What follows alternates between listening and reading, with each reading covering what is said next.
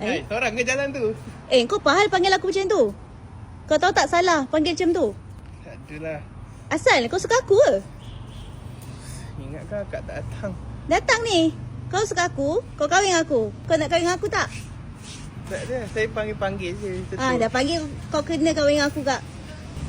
Sorry Cara lah. tak betul je dia ni. Kau suka aku kan? Tak, saya panggil macam tu je semua Siapa orang. kau panggil? Dah panggil kena kahwin lah. Ha? Slipper kau mana? Dah, jom kahwin aku. Betul-betul ke? Betul lah. Ha? Jom. Gerak. Mana? Tu.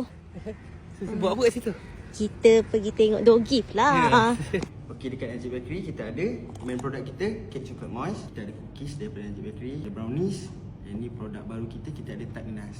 Untuk packaging kita boleh custom, ada design daripada customer ataupun design daripada kita. Ni kenapa? Pilih design. Ha? Pilihlah design. Itulah bang yang tadi tu. Yang mana?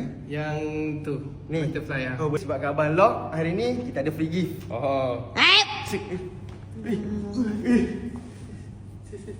Tak apa, saya bagi akak je. Bagi saya. Okey. Okey tak okey? Okey. Apa yang tak ada? Ya? Apa yang tak ada? Tak. Okey. Okey. Diam je. Berak ke? Tak ah, ni saya baca di sini. Baca apa ni? Masjid. Tok Kadir dah tunggu tu. Gimana? Kahwin lah. Oh ya. Yelah. Cik Iban, Cik Rika, kalau semua dah sedia, kita boleh mulakan majlis pernikahan kat dalam? Boleh.